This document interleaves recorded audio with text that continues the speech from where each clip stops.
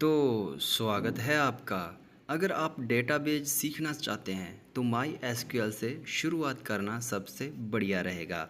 आज की इस वीडियो में हम my SQL complete cheat sheet को बिल्कुल आसान भाषा में समझेंगे।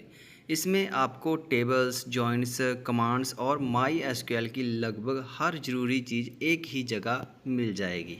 तो सबसे पहले जानते हैं माई एसक्यूएल क्या है। आसान भाषा में समझे तो माई एसक्यूएल एक ऐसी जगह है जहां हम अपने डाटा को संभाल कर रखते हैं।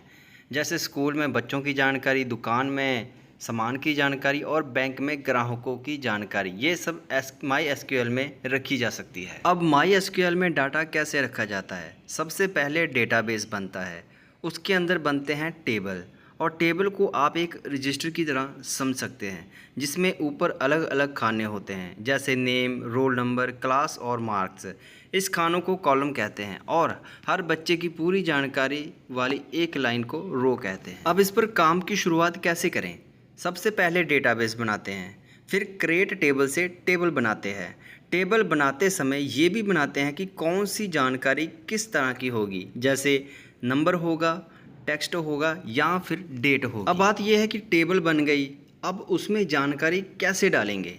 इसके लिए इंसर्ट इनटू का इस्तेमाल किया जाता है। अगर जानकारी देखनी हो तो सेलेक्ट काम आता है। अगर सिर्फ किसी एक स्टूडेंट की जानकारी चाहिए तो वेयर का इस्तेमाल किया जाता है। अगर जानकारी को छोटे नंबर से बड़े नंबर या बड़े नंबर से छोटे नंबर में दिखाना हो तो ऑर्डर बाय काम आता है, और अगर सिर्फ कुछ ही जानकारी दिखानी हो तो लिमिट का इस्तेमाल किया जाता है। अब अगर जानकारी बदलनी हो तो अपडेट काम आता है। अगर कोई जानकारी हटानी हो तो डिलीट, अगर टेबल का सारा डेटा हटाना हो तो ट्रंकेट, और अगर पूरा टेबल ही हटाना हो तो ड्रॉप टेबल इस्तेमाल किया जाता है। अब बात करते हैं प्राइमरी की। इसे ऐसे समझें, मान लीजिए स्कूल में हर बच्चे का रोल नंबर अलग होता है।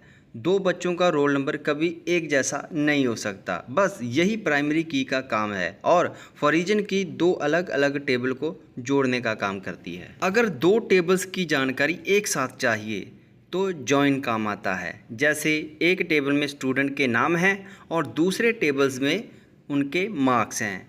जॉइन दोनों को जोड़कर एक साथ दिखा देता है। माई एसक्यूएल में कुछ ऐसे फंक्शन भी हैं जो आपका काम आसान कर देते हैं, जैसे काउंट फंक्शन बताता है कि कुल कितनी जानकारी है, सम फंक्शन उसे जोड़ने का काम करता है, एवरेज उसकी औसत निकालता है, परसेंटेज निकालता है, और मेन व मैक्स फंक्शन जो होता है छोटे और सबसे बड़ी वैल्यू बताते हैं, जैसे कि ऑर्डर बाय करने के लिए। अगर जानकारी को अलग अलग ग्रुप में दिखाना हो तो ग्रुप बाय काम आता है। अब थोड़ी सी एडवांस चीज़ों की बात करते हैं। अगर डेटाबेस में कोई बड़ा काम चल रहा हो और सब ठीक हो जाए तो कॉमिट जो है उसे सेव कर देता है, लेकिन अगर बीच में कोई गड़बड़ हो जाए तो रोल बैक सारे बदलाव वापस कर देता है।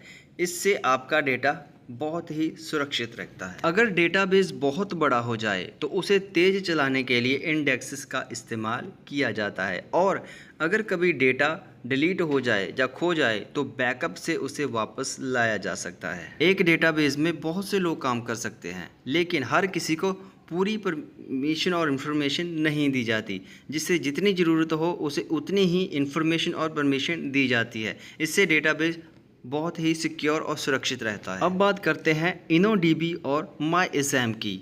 इन्हें आप माईएसक्यूएल के काम करने के तरीके समझ सकते हैं। ज़्यादातर लोग इनोडीबी का इस्तेमाल करते हैं क्योंकि ये ज़्यादा सुरक्षित माना जाता है।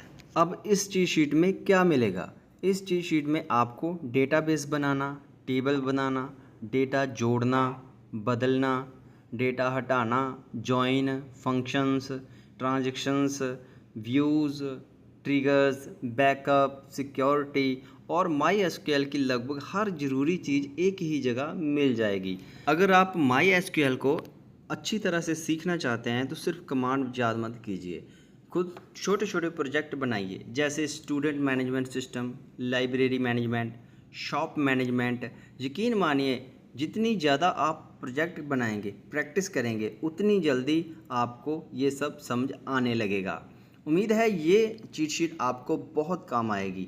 अगर वीडियो पसंद आई हो तो लाइक ज़रूर करें, अपने दोस्तों के साथ शेयर करें, और ऐसे ही आसान प्रोग्रामिंग, डेटाबेस और वेब डेवलपमेंट वीडियो के लिए चैनल को सब्सक्राइब ज़रूर करिए। Thank you for watching.